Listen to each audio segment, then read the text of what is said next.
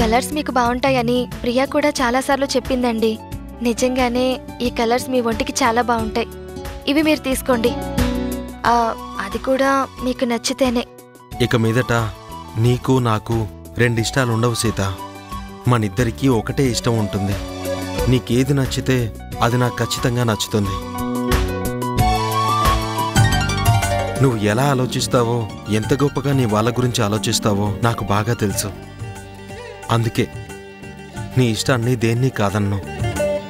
ఒకసారి ట్రయల్ వేసుకుని చూస్తాను. నేను కింద వెయిట్ చేస్తూ ఉంటాను.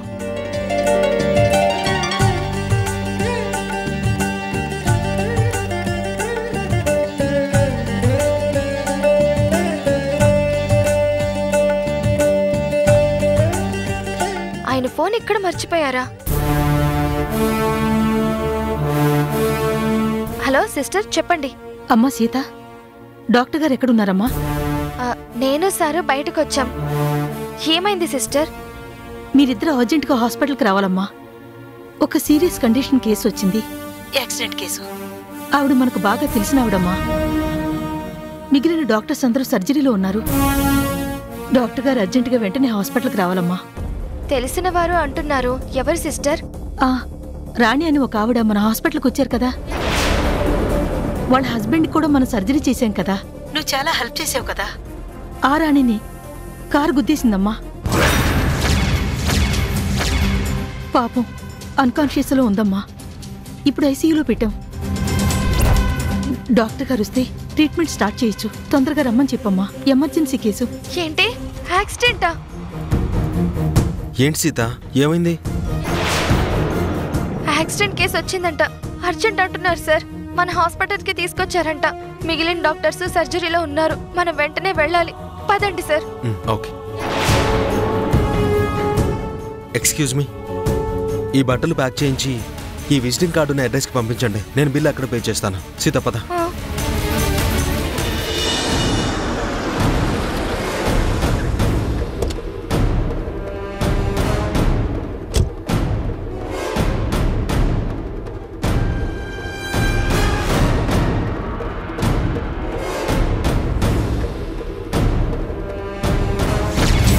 సీత, వచ్చావా? డాక్టర్ గారు వచ్చారా? వచ్చారు. అక్కకి ఎలా ఉంది? అక్కేంటి సీత? తన పేరు రాణి కదా. అదే, తను నాకన్నా పెద్దది కదా, అందుకే అక్క అని అన్నాను అంతే.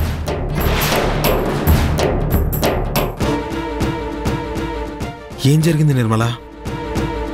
రోడ్డు మీద వస్తుంటే యాక్సిడెంట్ అయ్యిందట సార్. కారుతో గుద్దేసి వెళ్ళిపోయారంట.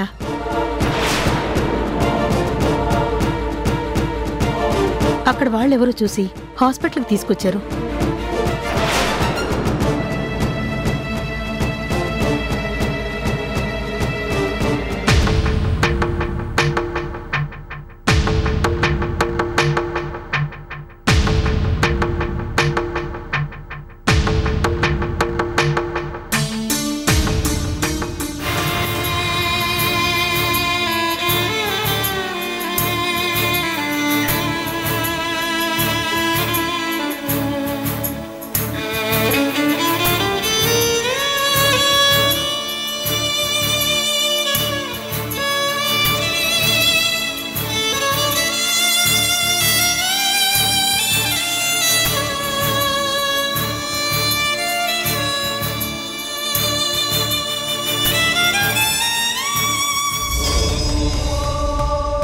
సార్, ఇంకేం ప్రాబ్లం లేదు కదా? అంతా ఓకే కదా? బ్లీడింగ్ ఎక్కువైపోయింది సీత, అందుకే అన్కాన్షియస్లో ఉంది.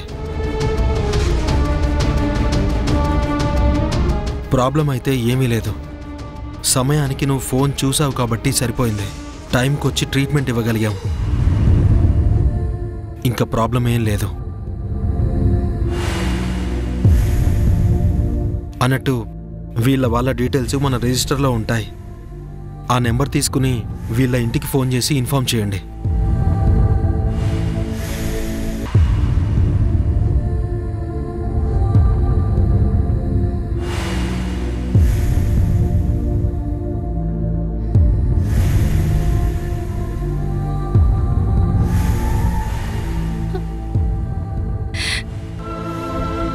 ఎంత ప్రమాదం జరిగిందక్క.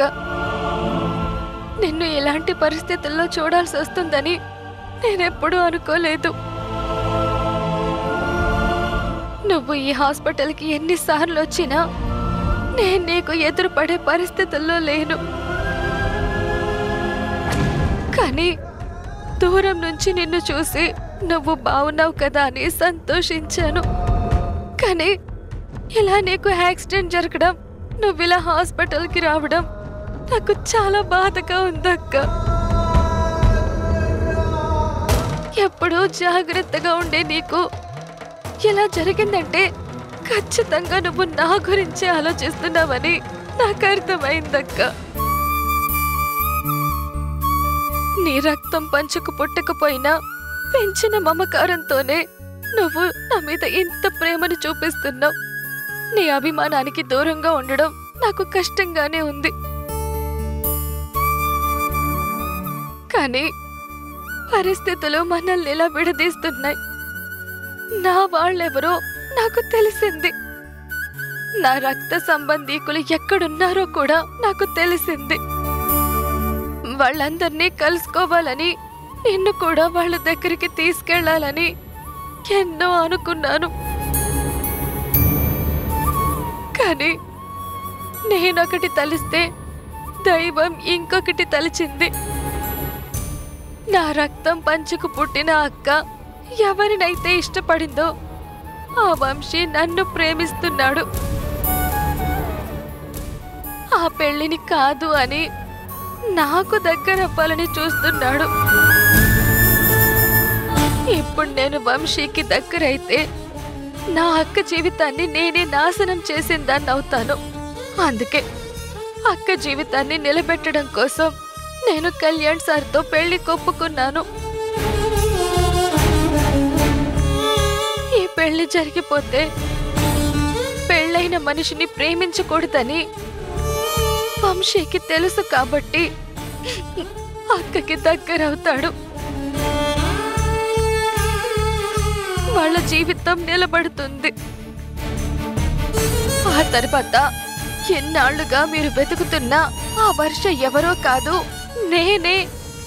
నన్ను చేరతీసిన దేవత ఇంకెవరో కాదు, మా అక్క రాణి అని నిన్ను కూడా వాళ్ళకి చూపిస్తాను. అందరం కలిసి సంతోషంగా ఉండే రోజు వస్తుందని ఎదురు చూస్తున్నాను.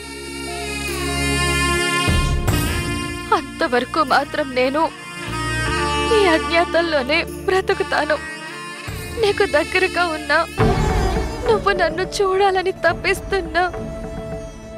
నీ కంటికి కనిపించకుండా నేను ఇలా బ్రతుకుతున్నందుకు నన్ను క్షమించక్క. నువ్వెప్పుడూ బాగుండాలి. నీకు ఏమీ జరగకూడదు. నిన్ను ఎంతగానో ప్రేమించి అభిమానించే రాధాకృష్ణ గారు నీ జీవితంలోకి వచ్చారు. భార్యని అర్థం చేసుకునే భర్త దొరకడం నిజంగా ఆడదాని అదృష్టం.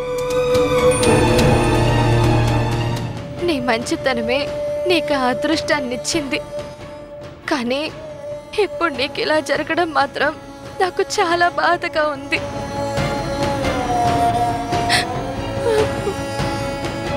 సీత, తన వాళ్ళకి ఇంటిమేషన్ ఇచ్చావా? మన రిజిస్టర్లో ఫోన్ నెంబర్ ఉంటుంది కదా, ఫోన్ చేసి చెప్పమ్మా. సార్ కూడా చెప్పమని చెప్పారు కదా. పాపం రాణి కనిపించడం లేదని వాళ్ళెంతో కంగారు పడతారు. నువ్వే వాళ్ళకి చెప్పమ్మా. ప్లీజ్ సిస్టర్, ఆ మాట మీరే చెప్పండి. ఈవిడికి ఇలా జరిగినందుకు నిజంగా ఆ ఇంట్లో వాళ్ళు చాలా బాధపడతారు. వాళ్ళందరికీ ఈవిడంటే ఎంత ఇష్టమో వాళ్ళు ఇక్కడ హాస్పిటల్లో ఉన్నప్పుడు మనం చూసాం కదా. మరీ ముఖ్యంగా రాధాకృష్ణ గారికి ఈవిడంటే చాలా ప్రాణం.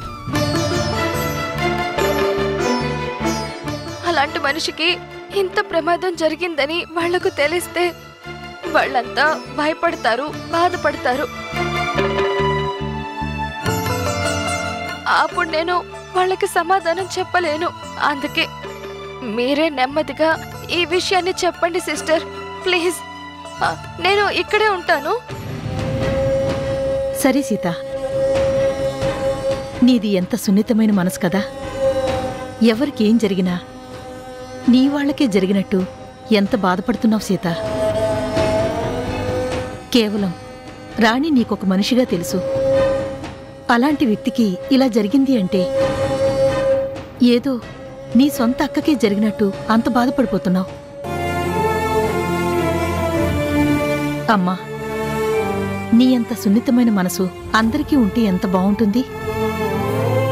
సరే, రాణికి ఏం కాదని డాక్టర్ గారు చెప్పారు కదా, నువ్వేం భయపడకు.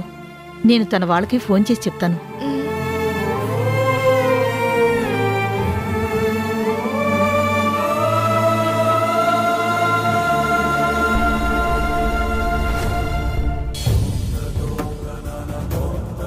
అక్క నాకు పరాయిది కాదు సిస్టర్. నన్ను అమ్మలా పెంచింది.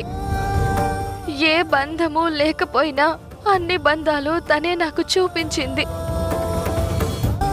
నా వాళ్ళంటూ ఎవరూ లేరు అన్న ఊహ కూడా రానివ్వకుండా నన్ను పెంచింది. ఇలాంటి దేవతకు దూరంగా ఉండడమే బాధగా ఉంటే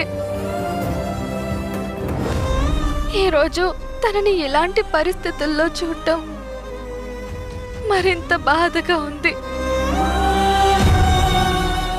ఈ నిజాన్ని నేను బయటికి చెప్పుకోలేను.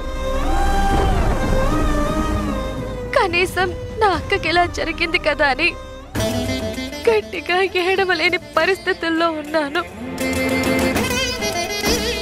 నాలాంటి బ్రతుకు ఎవ్వరికీ రాకూడదు. అది ఎంత నరకంగా ఉంటుందో అనుభవిస్తున్నా నాకు మాత్రమే తెలుసు.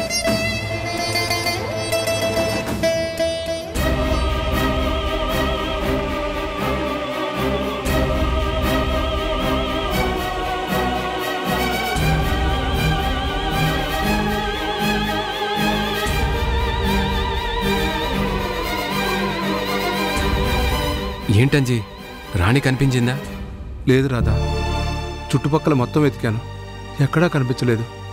ఒకరిద్దరు తెలిసిన వాళ్ళని కూడా అడిగాను, చూడలేదు అని చెప్తున్నారు. నాకెందుకో కొంచెం భయంగా ఉంది. అసలే పరిస్థితులు బాగోలేదు. ఆ శంకర్ ప్రసాద్ గారేమో తన మనవరాలి మీద కేసు పెట్టింది అన్న కోపంలోనే ఉన్నారు. బయటికి వెళ్ళిన రాణి తిరిగి ఇంటికి రాలేదు. ఏం జరుగుతుందోనని నాకు కంగారుగా ఉంది. మీరు అనవసరంగా కంగారు పడకండి. రాణికి ఏం కాదు. కనీసం ఫోన్ చేద్దామంటే ఫోన్ ఇంట్లోనే ఉంచెళ్ళింది. ఫోన్ తనతో పాటు తీసుకెళ్ళుంటే ఎక్కడుందో మనకి తెలిసేది.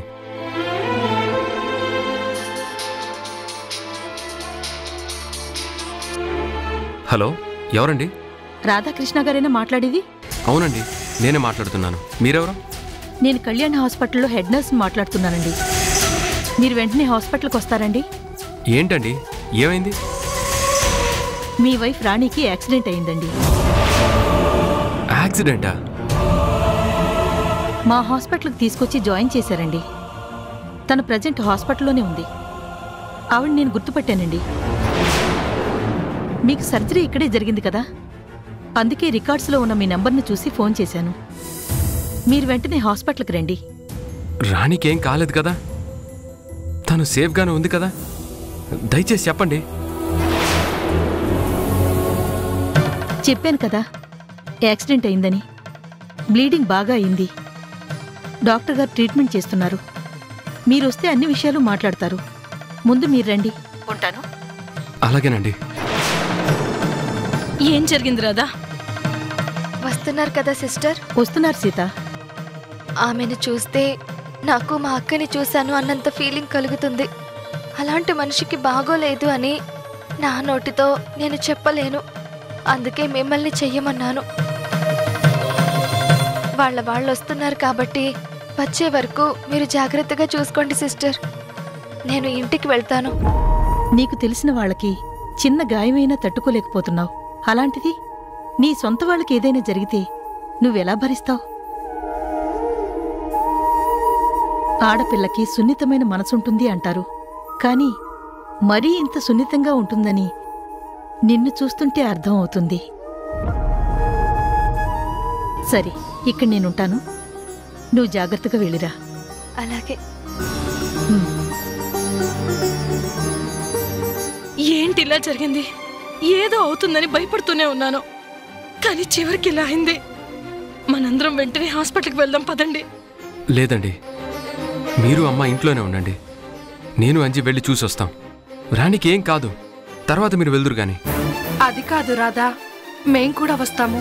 రాణికి ఎలా ఉందో ఏంటో మాకు కూడా చూడాలనిపిస్తుంది కదా. అమ్మా, యాక్సిడెంట్ అయ్యింది, ట్రీట్మెంట్ అయ్యింది అని చెప్పారు కదా డాక్టర్. ముందు మేమిద్దరం వెళ్ళొస్తాం, తర్వాత మీకు ఫోన్ చేస్తాను. మీరైతే ఇంట్లోనే ఉండండి. ఇప్పుడే అందరం వద్దు. అజయ్ పద.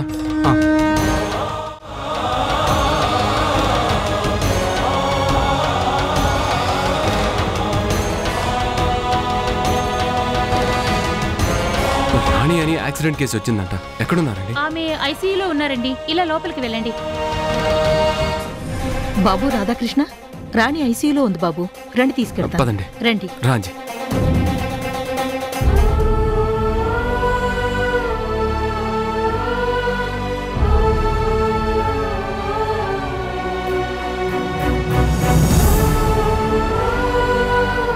ఏంటి రాధా ఇది? బయటికి వెళ్ళొస్తానని చెప్పి వెళ్ళింది, ఇప్పుడు ఇలా హాస్పిటల్లో ఉండటం ఏంటి? అక్క ఎంతో మంచిది, అందరి గురించి మంచిగానే ఆలోచిస్తుంది. అలాంటిది అక్కకు యాక్సిడెంట్ జరగడం ఏంటి? చూడండి, ఇది ఐసీయూ. అంజీ, మనకెంత బాధ అనిపించినా హాస్పిటల్లో ఉన్న విషయం మర్చిపోకూడదు కదా. బయటికెళ్ళు.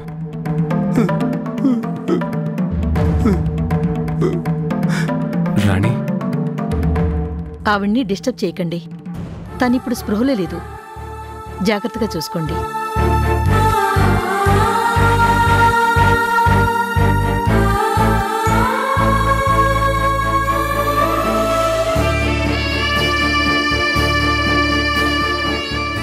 ఏంటి రాణి, కూరగాయలకని వెళ్ళింది నువ్వు తిరిగి ఇంటికి రాకుండా హాస్పిటల్కి వస్తావని నేను కల్లో కూడా అనుకోలేదు.